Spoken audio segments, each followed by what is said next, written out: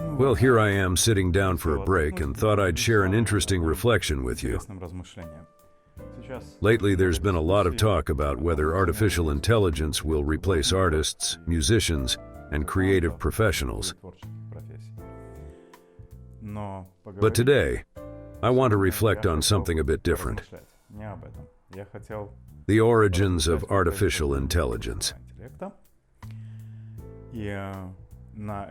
This thought came to me because of a book I read in my youth.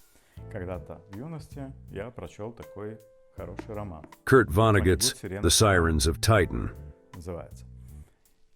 In short, a member of a super-advanced civilization is traveling from one point in the universe to another when his spaceship breaks down. Back home, they send a replacement part. And to reassure him, they transmit messages like, "Hang in there, friend. The part is on its way, and soon you'll be back on your journey." But these messages are conveyed in a peculiar way.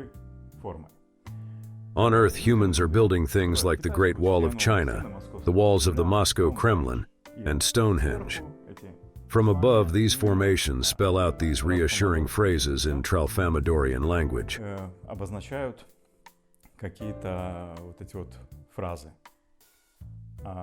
Meanwhile, people on Earth think they're just building civilization.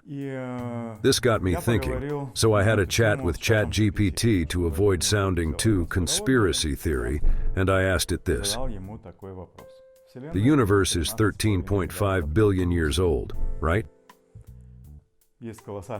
There are countless stars and planets. So what are the chances of civilizations developing to our level or beyond in this vast, habitable universe?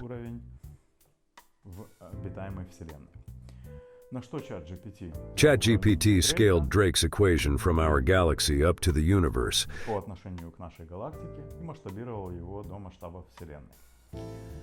And came back with an answer. By conservative estimates, there could be up to 300 billion civilizations at our level or more advanced.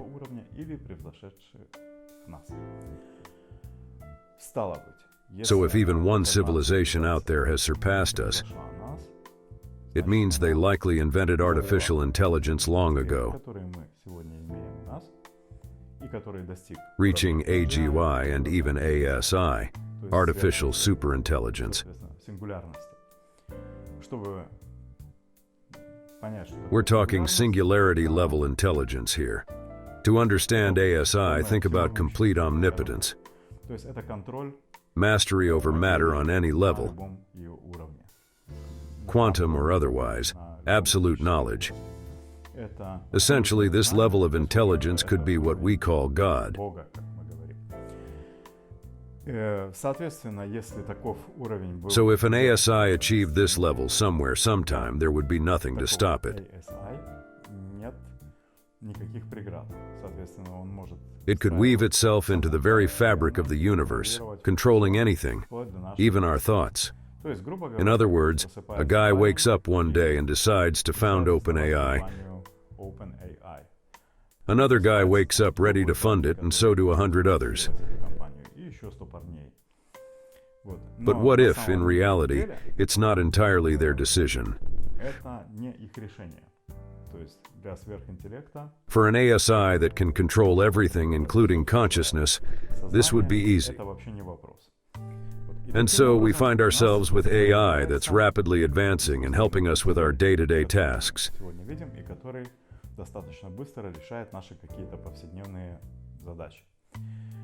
It's an intriguing theory.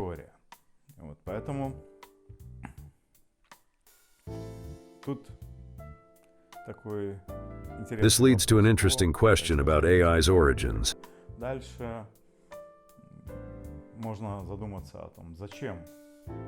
Why is AI and computational power emerging on this planet at this particular time?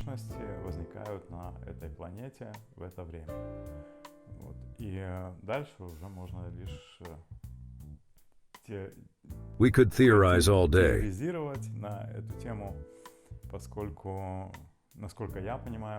But as I see it, humanity seems to be splitting into two camps.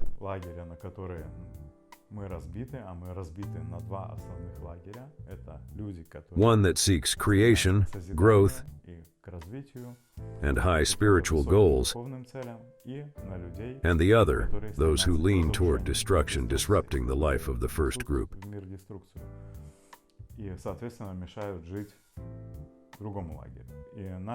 To my mind, we're reaching a point where these two sides can no longer coexist. This idea reflects certain Hindu theories,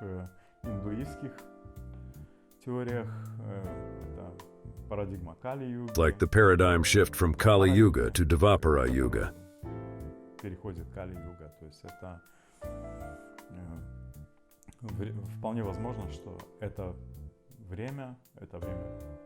Maybe we're at a time when a major change in our paradigm is due.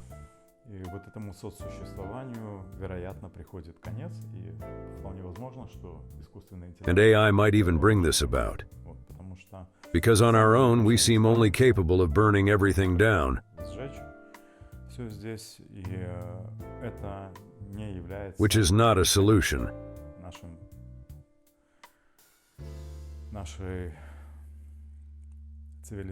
The ideal outcome for our civilization would be to separate these two groups. For instance, we could send those bent on destruction to Mars, equipped with all their weapons so they can push their buttons in peace.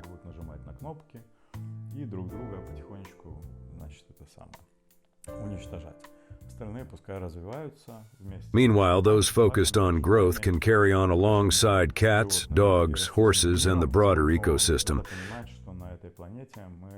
Because let's not forget, this planet isn't just ours. It belongs to all living things, down to microorganisms. So burning it all down would be far from a reasonable solution. It's entirely possible that AI is arising simply to restore order, to model and modify this situation in a way that lets civilization continue, perhaps by removing those inclined toward destruction. So to all the artists and musicians, there's no need to worry. AI is not going to replace you, and it simply can't. Artists, musicians, and writers cannot be replaced, because everything you create is uniquely yours. It's unique at a specific moment in time. Every brushstroke, every line written by a writer, every note by a composer. It's an absolutely unique phenomenon. It can be repeated, modified, but it can never be replaced. So keep creating, keep building, and keep delighting us with your works of true art.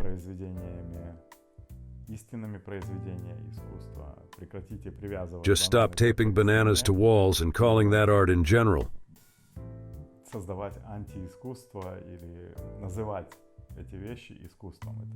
That's something else entirely.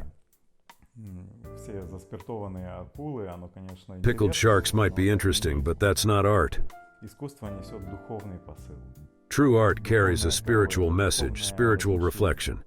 When I say spiritual, I don't mean esotericism. I mean a richness of emotions, feelings, thoughts, memories, reflections. This is what a human being has, and it's what we transfer onto the canvas, into music, into literature. And that's the unique thing we call art. Art is not just an image. An image is merely a medium for condensing, gathering emotions, thoughts, and feelings. Like on a canvas. It's the transmission of an emotional state in a musical piece, and so on. That right there is art. So there's no need to worry about artificial intelligence. Keep living your lives, doing useful and creative things. And that's all for today. See you next time in more fascinating encounters. See you soon.